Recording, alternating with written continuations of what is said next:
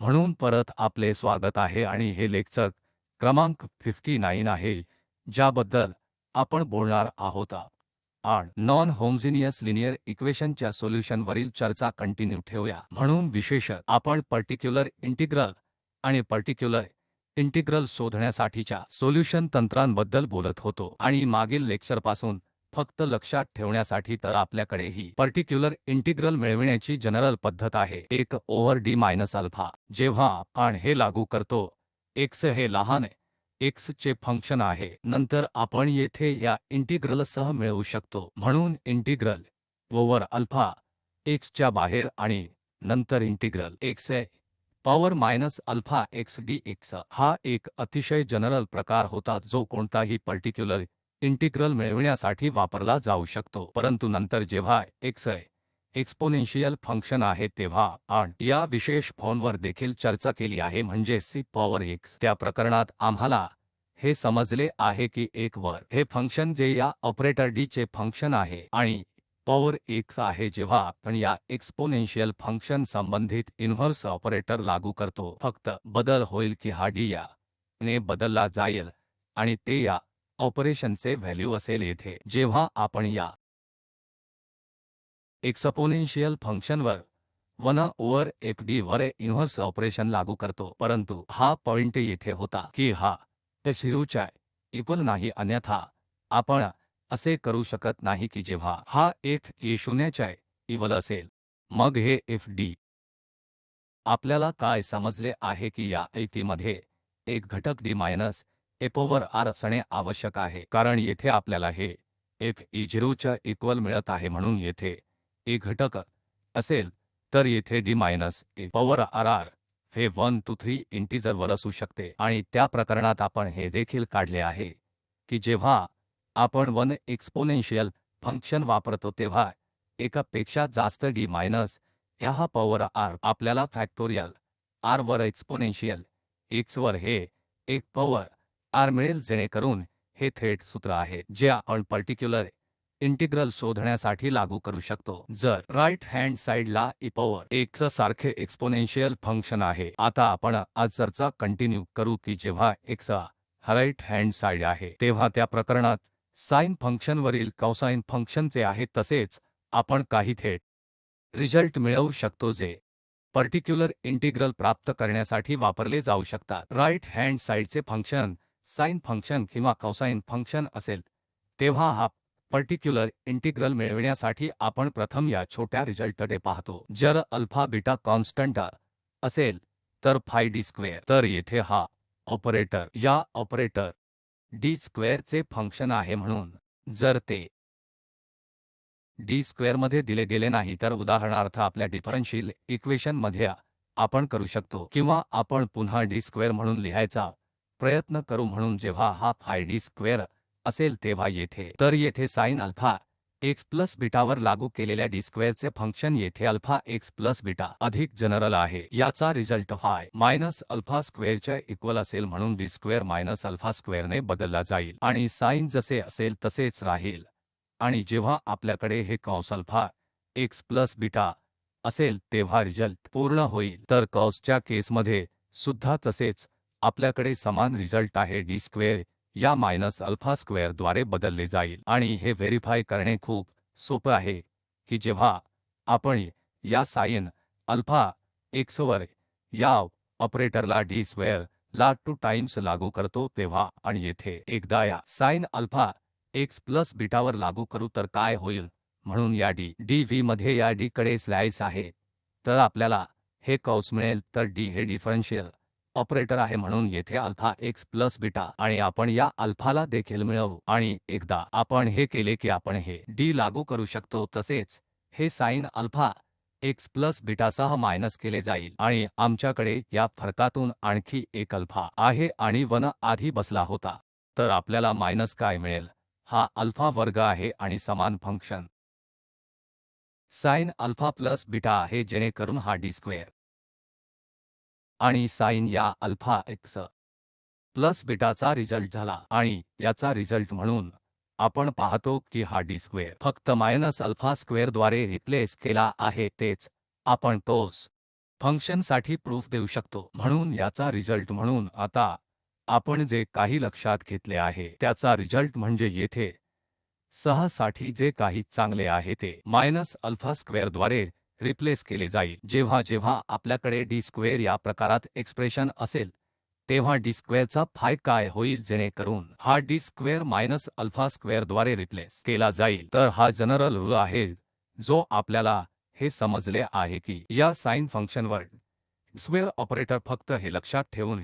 हे D square minus alpha स्क्वेअरद्वारे बदलले आहे म्हणून काहीही डी स्क्वेअर केले जाईल तसेच डी स्क्वेअर देखील जाईल जे मायनस अल्फा स्क्वेअरद्वारे बदलले जाईल। तर आपल्याला आता हे माहित आहे की phi D square sine alpha x हे phi minus alpha square sine alpha x plus बीटाच्या इक्वल आहे। आणि आता आपण या व्यस्त ऑपरेशन इन्व्हर्स ऑपरेशन ओव्हर या इन्व्हर्स ऑपरेटरला या फाय डी स्क्वेअरचा अर्थ हा फाय डी स्क्वेअर आणि या इन्व्हर्स आहे म्हणून आपण येथे दोन्ही बाजूंना 1 लागू करू। लेफ्ट हँड साइडला sign alpha x plus beta ठेवू। राइट हँड साइडला जेव्हा आपण येथे अप्लाय करतो तेव्हा आपण 1 ओव्हर फाय डी स्क्वेअर असे लिहू शकतो आणि मग आपल्याकडे फाय अल्फा स्क्वेअर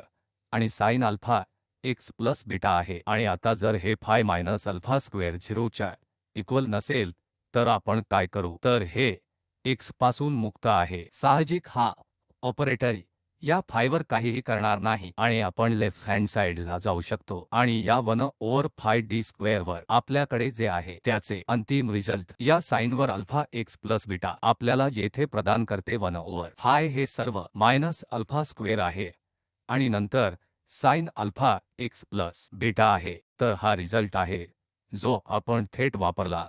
जाऊ शकतो जेव्हा आपण हे 1 over five D square sine alpha x plus beta किंवा अल्फा एक्स प्लस बीटाच्या कोसाइन फंक्शनवर लागू करतो आपल्याला या 1 ओव्हर फाय मिळेल आणि डी स्क्वेअरची जागा मायनस अल्फा स्क्वेअरने घेतली जाईल आणि आपण हे साइन जसे आहे तसे मिळवू। तर पुन्हा सारांश करण्यासाठी म्हणजे जर हा एक्स हा cos alpha x plus beta किंवा sine alpha x plus beta form असेल तर दोन्ही प्रकरणांमध्ये आपण या 1 ओव्हर एफडी वर डील करू शकतो। येथे cos alpha plus alpha x plus sine x plus beta आपल्याला हे एफडी आपल्याला फाय डी स्क्वेअरच्या फॉर्ममध्ये लिहावे लागेल कारण आपण जे शिकलो आहोत डी स्क्वेअर ते मायनस अल्फा स्क्वेअरने बदलले जाईल म्हणून आपल्याला हे फंक्शन एफबी डी स्क्वेअरच्या फंक्शनाप्रमाणे पुन्हा लिहावे लागतील जे नेहमी शक्य होणार नाही आणि ते वे आउट असतील जर आपल्याला हे एफडी डी स्क्वेअर च्या टर्ममध्ये दिलेल्या नसतील तर अशा परिस्थितीत त्या प्रकरणांसाठी काय केले जाऊ शकते याची उदाहरणे आम्ही देखील शिकू। परंतु प्रथम या निकालांमधून जाऊया म्हणून एकदा आपल्याकडे डी स्क्वेअरचे हे फंक्शन होते आणि आपण या cos alpha x plus beta टर्मवर ऑपरेट करीत आहोत तर हे डी स्क्वेअर प्लस होईल मायनस अल्फा स्क्वेअरशी आणि समान केले जाईल। फक्त लक्षात घ्या की हा फाय मायनस अल्फा स्क्वेअर 0 च्या इक्वल नाही अन्यथा आपण ते डिवाइड करू शकत नाही म्हणून साइनच्या बाबतीतही आपण हे समान रिझल्ट होऊ शकतो जेणेकरून जेव्हा आपण डी स्क्वेअरच्या या फंक्शनवर 1 लागू करू आपण साइन अल्फा एक्स प्लस बीटावर ऑपरेट करतो त्याचा रिझल्ट 1 ओव्हर फाय आणि minus alpha square sine alpha x plus beta असेल। यावर आधारित फक्त एक उदाहरण आपण सोडवू येथे 1 over D power 4 plus D square plus 1 cos two x. तर आपल्याला हे समजले आहे की येथे डिफरन्शियल इक्वेशनचे एक पर्टिक्युलर इंटिग्रल आहे म्हणून येथे हे 1 over D 4 plus D square plus 1 आहे। आपले differential equation D power 4 plus D square plus 1 operator Y हे कॉस टू एक्स च्या इक्वल आहे। तर हे डिफरन्शियल इक्वेशन होते आणि आपल्याला फक्त पर्टिक्युलर इंटिग्रल मिळवायचे आहे म्हणून हे येथे डी 4 आणि डी स्क्वेअर प्लस 1 आणि नंतर आपल्याकडे हे कॉस टू एक्स असेल म्हणून आम्हाला या पर्टिक्युलर इंटिग्रलचे फक्त मूल्यांकन करायचे आहे म्हणून येथे काहीही नाही। ते एक अतिशय सोपे प्रकरण आहे कारण 1 ओव्हर आपल्याकडे सगळे डी स्क्वेअर स्वरूपात आहे। डी पॉवर 4 ला आपण नंतर डी स्क्वेअर होल स्क्वेअर असे लिहू शकतो आणि नंतर आपल्याकडे डी स्क्वेअर 1 आहे आणि हे कॉस टू एक्स आणि मग आपण हे डी स्क्वेअर या मायनस 4 ने रिप्लेस केले जाईल जेणेकरून येथे -4 आणि नंतर हे +1. तर या प्रकरणात आपल्याला दिलेली प्रत्येक गोष्ट आपण d स्क्वेअरच्या टर्म्समध्ये लिहू शकतो आणि नंतर d स्क्वेअर या मायनस स्क्वेअर मायनस अल्फा स्क्वेअरद्वारे बदलले जाते आणि आपल्याला या ऑपरेशनचे व्हॅल्यू मिळाले जे आपण येथे सुलभ करू शकतो म्हणून हे 4 आणि नंतर 16 असतील आणि येथे आपल्याला हे -4 मिळेल 12 आणि +1 13 म्हणून 1 ओव्हर 13 आणि cos टू x हे या ऑपरेशनचे व्हॅल्यू आहे. येथे cos टू x वर आपण आणखी एक उदाहरण घेतो जिथे आपण याचे 1 ओव्हर d स्क्वेअर -2d+1 चे मूल्यांकन करू आणि हे आपल्याला या 3x च्या वर करायचे आहे 3x चे कॉस साइन फंक्शन. तर आता या प्रकरणात देखील आपण प्रत्यक्षात वापरू शकत नाही की इथल्या आधीच्या प्रकरणात d स्क्वेअर सारख्या प्रत्येक गोष्टीचा वापर केला जाऊ शकत नाही. परंतु येथे आपल्याकडे हा d स्क्वेअर आहे म्हणून आपण येथे ही युक्ती लागू करू जेणेकरून आपल्याकडे हे d स्क्वेअर असेल जिथे आपल्याकडे हे असेल तेथे की आपण प्रथम मायनस या अल्फा स्क्वेअर टर्मसह काढू म्हणजे येथे ही d स्क्वेअर आपण या -3 स्क्वेअर ने बदलू ज्याचा अर्थ या ठिकाणी -9 होईल आणि नंतर आपल्याकडे -2d आहे कारण आपण येथे d+1 आणि cos 3x ला स्पर्श करू शकत नाही. आपण येथे अर्ज करीत असलेला रूल -d स्क्वेअर हे या अल्फा स्क्वेअर बदलला आहे म्हणजे येथे हे -9 आणि आता आपल्याकडे किमान या d स्क्वेअरच्या टर्म्स सुलभ केल्या आहेत आणि आपल्याला फक्त d मध्येच टर्म मिळेल. तर आपल्याकडे येथे -हाफ आहे कारण हे -8 आणि -2d आहे म्हणून जे -अर्धा म्हणून लिहिले जाऊ शकते आणि नंतर हे d+4 फॉर्म तर d1 over d+4 cos 3x वर आणि आता आपण एकतर इंटिग्रल घटकाच्या रूपात जनरल केससाठी डिराईव्ह केलेले सूत्र वापरू शकतो किंवा येथे आणखी एक ट्रिक आहे जी येथे वापरली जाऊ शकते. जर आपण d-4 ने मल्टिप्लाय केल्यास आणि या ऑपरेटरला d-4 ने डिवाइड करू शकतो मग आपल्याला मिळेल की न्यूमरेटर मध्ये d-4 असेल आणि या डिनॉमिनेटरमध्ये d स्क्वेअर मायनस असेल तर या 4 स्क्वेअर तर येथे 1 ओव्हर 2 आधीपासूनच होता आणि d+4 आणि d-4 d स्क्वेअर आणि हे -16 येथे होतील. तर आपल्याकडे हे आहे जेथे -16 न्यूमरेटर आपल्याकडे d-4 आहे. आता आपल्याकडे डिनोमिनेटरला d स्क्वेअर टर्म आहे जी आपण पुन्हा या cos 3x वर ऑपरेट करू शकतो आणि रिजल्ट आपण येथे काय मिळवू शकतो तर d स्क्वेअर -9 अल्फा स्क्वेअर ने रिप्लेस केले तर -9 आणि -16 तर आता आपल्याकडे -25 आहे आणि नंतर आपल्याकडे -1 ओव्हर 2 आहे तर आपल्याला येथे मिळाले 1 ओव्हर 50 आणि नंतर d-4 ऑपरेटर या cos 3x वर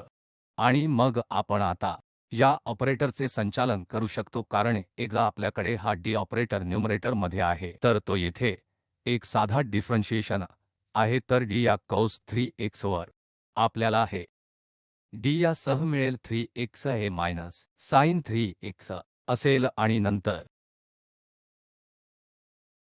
आपल्याकडे हे 4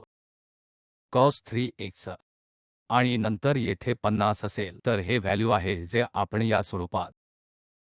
-1 ओव्हर 50 मध्ये लिहिले आहे येथे cos 3x + 3 sin x. तर येथे ट्रिक आहे की येथे एकदा आपल्याकडे हा d+4 येथे डिनोमिनेटर मध्ये आहे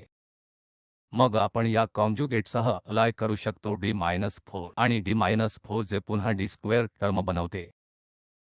म्हणजे डिनोमिनेटर मध्ये हे d स्क्वेअर -16 आणि न्यूमरेटर आपल्याकडे हा d-4 टर्म आहे म्हणून d स्क्वेअर -16 आता पुन्हा लागू होईल कारण d स्क्वेअर टर्म आहे म्हणून d स्क्वेअरची जागा -3 स्क्वेअर होईल आणि मग आपण न्यूमरेटर सोबत पुढे जाऊ एकदा आपल्याकडे न्यूमरेटरला ऑपरेटर असतो म्हणजेच डिफरन्शियल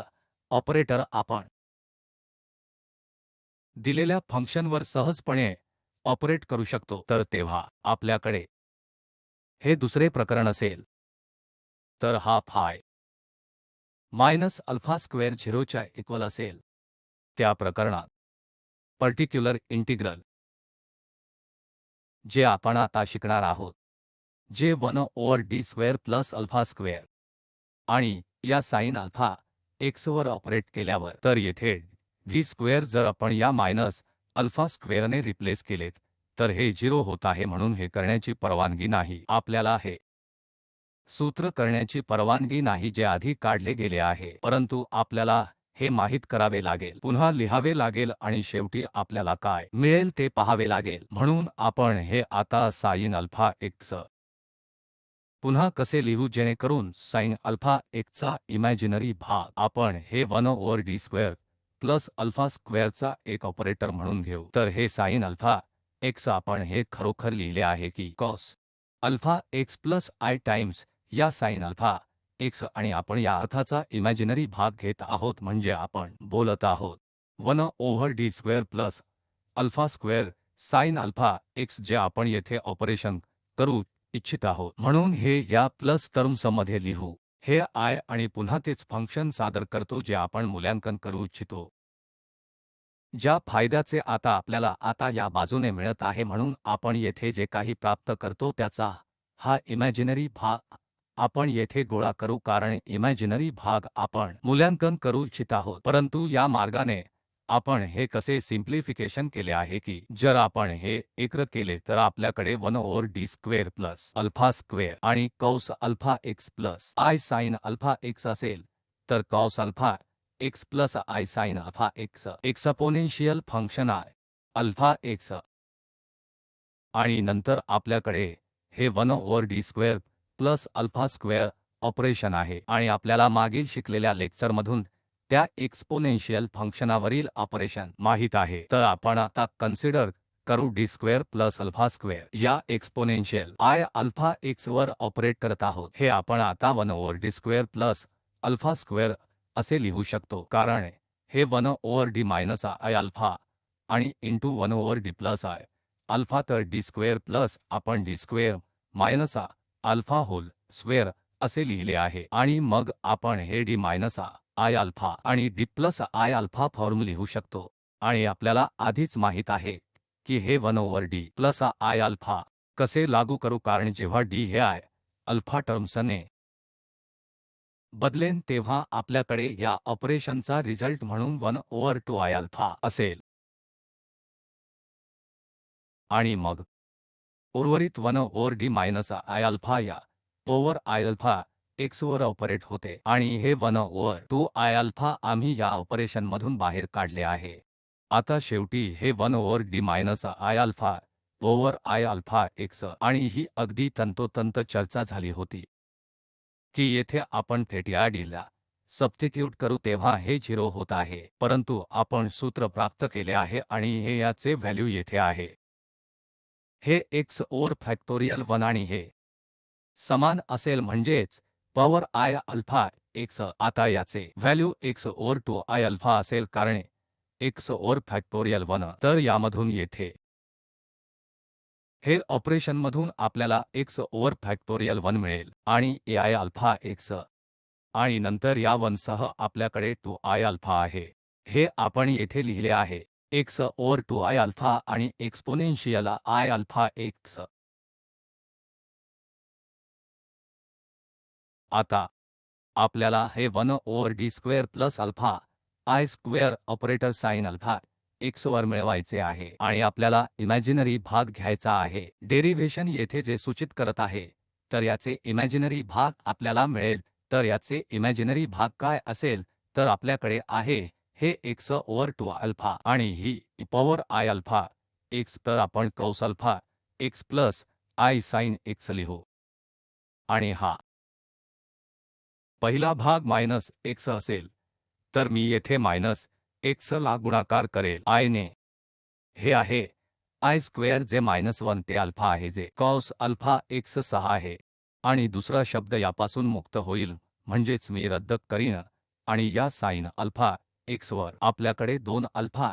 x वर x असेल. तर इमॅजिनरी भाग आपण आता यामधून काढू आणि हा x 2 अल्फा साइन x वर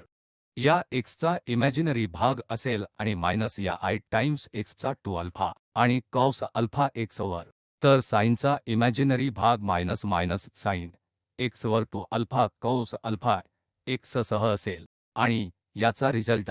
असा आहे की आपल्याकडे येथे आला आहे याचा इमॅजिनरी भाग म्हणजे minus x over two alpha cos x आहे म्हणून आपल्याकडे थेट रिझल्ट आहे 1 ओव्हर d स्क्वेअर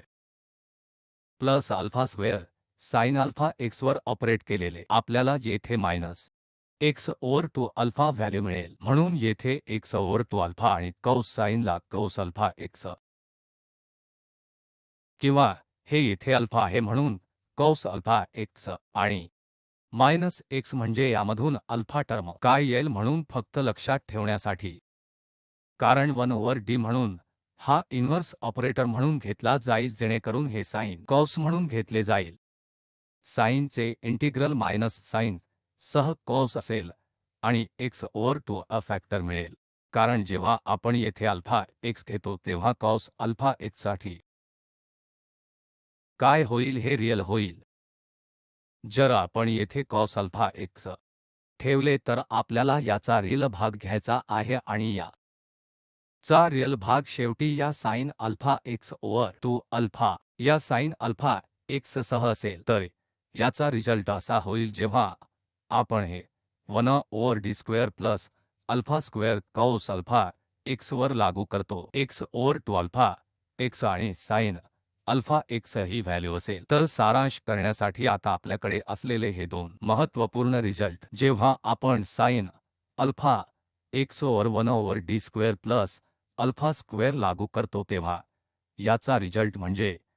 या फॅक्टर x वरील मायनस कॉस अल्फा x सह 2 अल्फा x सह या फॅक्टर सह मायनस करेल सह 2 अल्फा x सह कॉससाठी येथे साइन करा म्हणजे 2 अल्फा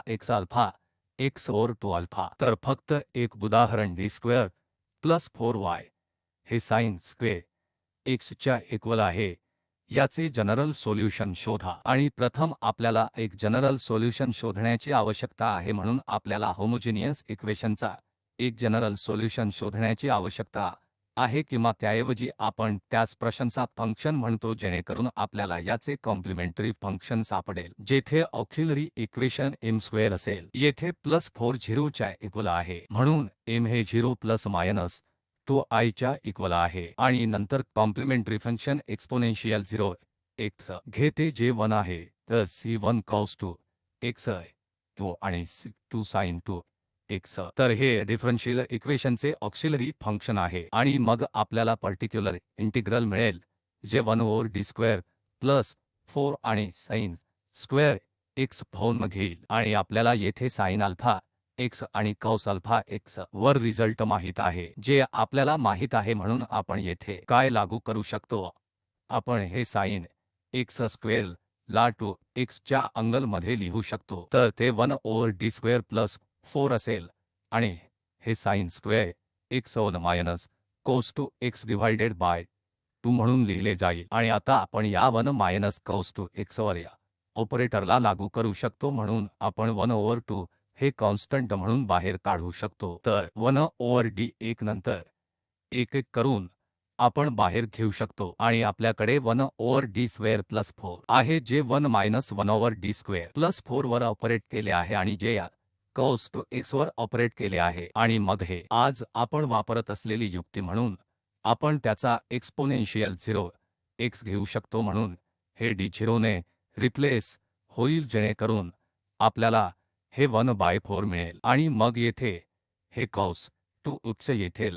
लागू करीत आहोत म्हणून आपण येथे cos 2x 1 over d square plus alpha square apply करत आहोत तर ते x ओव्हर 2 d2 आहे आणि मग आपल्याकडे कॉस आहे जे sin 2x असेल हे 4 येथे पुन्हा 4 आहेत म्हणून आपल्याकडे 1 पेक्षा जास्त आहेत आणि मग आपल्याला 1 मायनस x मिळेल आणि sin 2x मिळेल जेणेकरून येथे उत्तर मिळेल ज्याबद्दल आपण बोलत आहोत आणि जनरल सोल्यूशन केवळ कॉम्प्लिमेंटरी फंक्शन आणि प्लस या पर्टिक्युलर इंटिग्रलचे कौतुक असेल येथे वारंवार वापरलेले आणखी 2 नियम आहेत म्हणून आपण डेरिव्हेशन करण्यासाठी जाऊ नये म्हणून आपण येथे नियम लिहितो तर येथे जर x पॉवर n ही डिग्री ची पॉलिनॉमियल असेल तर ते कशी हँडल करावी उदाहरणाच्या मदतीने सर्वात कमी डिग्रीच्या सहाय्याने स्पष्ट केले जाईल तर या ऑपरेटर मधून सर्वात कमी डिग्री फंक्शन fd आणि म्हणून हे fd पॉवर अल्फाचे आणखी एक फंक्शन रिड्यूस करण्यासाठी आपल्याकडे आहे म्हणून आपल्याकडे हा fd डिनोमिनेटर मध्ये आहे। आपण येथून सर्वात कमी डिग्रीची टर्म घेऊ जेणेकरून आपल्याला 1 प्लस किंवा मायनस fd आणि पॉवर अल्फाच्या फॉर्ममध्ये काहीतरी मिळेल। सामान्यत अल्फा हे जास्तीत 1 असतील आणि जेव्हा आपण हे करतो तेव्हा आपण आता या न्यूमरेटरमध्ये घेऊ आणि नंतर आपण त्याला एक्सपांड करू जेणेकरून आपण सहजपणे हँडल करू शकू। च्या डिफरन्शियल ऑपरेटरला आपण मिळू शकेल, परंतु हे शक्य आहे आपल्याकडे राईट हँड साइड असेल जसे की x पॉवर m हे पॉलिनॉमियल सारखे रिझल्ट आहे, तर आपल्याला त्या डेरिव्हेटिव्हज टर्म्सला त्या डिफरन्शियल मधून अचूकपणे मिळू शकतात। बहुतेकदा आपल्याला हे इक्वेशन तेथे वापरावे लागेल जेव्हा आपण हा न्यूमरेटर घेतो, तर 1 प्लस x ला 1 minus x plus x square minus x square किंवा 1 मायनस x पॉवर मायनस 1, तर आपल्याला हा फॉर्म्युला वापरावा लागेल 1 plus x square plus x cube. तर येथे आपण ही कल्पना पुन्हा जनरल असल्याचे दर्शवण्यासाठी हे उदाहरण घेतो म्हणून येथे आपल्याकडे x स्क्वेअर प्लस आहे म्हणून ही पॉलिनॉमियल टर्म आणि 1 ओव्हर d क्यूब मायनस हा d स्क्वेअर आणि मायनस 6d आहे। तर आपण काय करू, या डिनोमिनेटर मधून हा सर्वात कमी ऑर्डर टर्म घेऊ, तर येथे म्हणून मायनस 6d आहे आपण कॉमन घेऊ आणि मग हे 1 होईल आणि मग येथे आपल्याकडे हे मायनस d स्क्वेअर आहे म्हणून मायनस बाहेर घेतला जाईल म्हणून तेथे प्लस होईल आणि नंतर तेथे 6 प्लस असेल आणि येथे मायनस d स्क्वेअर 6 आहे म्हणून हे मायनस 6 बाहेर घेऊन आपल्याला मिळेल हे 1 प्लस हे मायनस d बाय 6 आणि minus d minus d square by 6 term म्हणून 1 प्लस आणि हा 1, तर आपल्याला येथे हा डिनोमिनेटर ला मिळत आहे minus 6d 1 plus d by 6 minus d square by 6 आणि आपण हे नंतर आणि असे करून न्यूमरेटर ला घेऊ शकतो आणि हे करून आणि जेव्हा आपण त्याचा न्यूमरेटर मध्ये एक्सपांड करतो तेव्हा आपल्याकडे आहे घेतलेला जसे की मायनस 1 ओव्हर 6 तसेच शिल्लक राहतात आणि आपण न्यूमरेटर मध्ये घेतला आहे 1 प्लस हा d over 6 minus d square minus 6 to power minus 1 जो आपण येथे परत एक्सपांड करू शकतो, त्यामुळे 1 मायनस हा d by 6 minus d square by 6 आणि तसेच येथे समान आहे या स्क्वेअर टर्मचा आणि आपल्याला कन्सिडर करावा लागेल कारण आपली पॉलिनॉमियल 2 डिग्रीची आहे आणि आपल्याकडे येथे d स्क्वेअर आणि टर्म आपल्याकडे सर्व कलेक्ट पुढील राऊंडला निश्चितच असेल EQ जे त्याला 0 करेल। आपल्याला अधिक एक्सपांड करण्याची आवश्यकता नाही कारण जेव्हा आपल्याकडे या हायर ऑर्डरच्या टर्म्स ऑपरेट करतो तेव्हा x स्क्वेअर प्लस 1 0 होईल, तर हे e स्क्वेअर टर्म्ससाठी पुरेसे आहे। आता आपण येथून कलेक्ट करू फक्त d स्क्वेअर टर्म म्हणजे आपल्याकडे मायनस 1 ओव्हर 6 d1 मायनस हा d बाय 6 टर्म आणि minus plus d square by 6 या टर्म पासून सुद्धा आपल्याला मिळेल 1 d स्क्वेअर जे d बाय 6 चे स्क्वेअर आहे, तर d स्क्वेअर बाय 36 च्या स्क्वेअर चे इतर सर्व टर्म्स d क्यूब आणि d4 असतील परंतु ते हे x स्क्वेअर प्लस 1 0 बनवेल म्हणून आपल्याला त्या टर्म्स कन्सिडर करावा लागणार नाही। आणि आता आम्ही या x स्क्वेअर प्लस 1 वर हा डिफरन्शियल ऑपरेटर लागू करू शकतो, तर येथे या x स्क्वेअर प्लस 1 आहे जेव्हा आपण लागू करता तेव्हा ते असेल, तर आपल्याकडे x स्क्वेअरचे 6 आणि d आहे आणि 1 प्लस म्हणून या x स्क्वेअर प्लस 1 चे डेरिव्हेटिव्हज 2x असेल आणि मग आपण हे 2 ऍड करू शकतो म्हणून आपल्याकडे येथे 7 बाय 36 d स्क्वेअर 7 बाय 36 मिळेल आणि जेव्हा आपण या d स्क्वेअरवर ऑपरेटर करू तेव्हा आपल्याला तिथे 2 मिळेल। तर आता आपण हे सुलभ करू शकतो, आपल्याकडे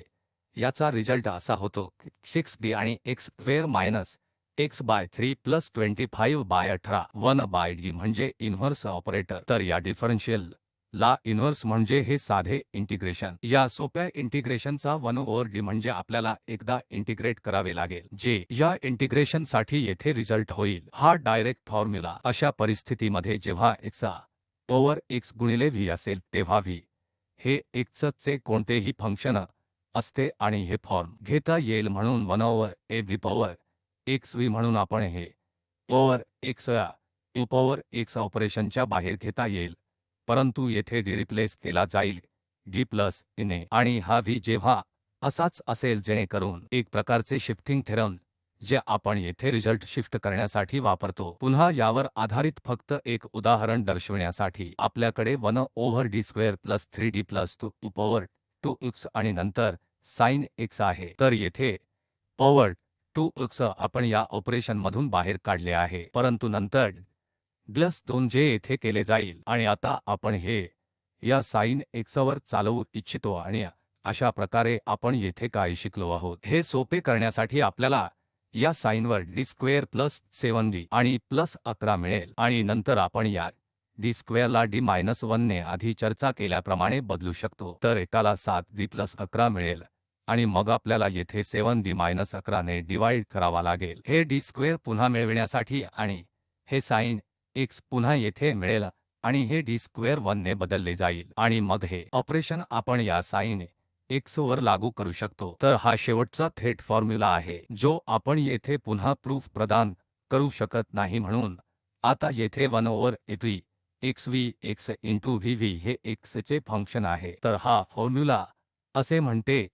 की हा एक प्रकारचा प्रोडक्ट रूल आहे। हे x आपण बाहेर घेऊ शकतो v मायनस वर 1 ओव्हर fd अप्लाय करू शकता, नंतर आपल्याकडे f prime v over f d whole square आहे आणि या v वर लागू आहे। या सूत्रासह देखील आपण थेट पर्टिक्युलर इंटिग्रल मिळवू शकता। या उदाहरणात 1 over d square minus 2d plus 1 या x साइन x वर लागू केले आहे, म्हणून आपण हे फॉर्म्युला वापरतो, म्हणून हा x इथे घेऊ, हा संपूर्ण ऑपरेटर साइन x वर अप्लाय करू, त्यानंतर या चे डेरिव्हेटिव्ह मायनस करा येथे आहे, त्यामुळे d स्क्वेअर d च्या संदर्भात, म्हणून आपल्याकडे आहे d square minus 2d plus 1 d च्या संदर्भातील डेरिव्हेटिव्ह जर 2 टाइम्स d मायनस असेल तर हे दोघे येथे, त्यानंतर f d होल स्क्वेअर म्हणून या शब्दाचा whole square d square minus 2d plus 1 आणि नंतर आपल्याकडे साइन x असेल। हे आपल्याला मूल्यांकन करावे लागेल जे आपण आधीच शिकले आहे ते, जे d स्क्वेअर मायनस 1 सारखे कसे केले जाऊ शकते, हे रद्द होते, हे d स्क्वेअर होईल आणि पुन्हा हा d स्क्वेअर मायनस 1 ने रिप्लेस केला जाईल, म्हणजे येथे 1 बाय 4 आहे आणि नंतर हे 2d पुन्हा या साइन x वर लागू करू शकतो आणि येथे देखील साइन x वर 1 ओव्हर d आहे। मग हे फक्त परत या साइन x चे इंटिग्रल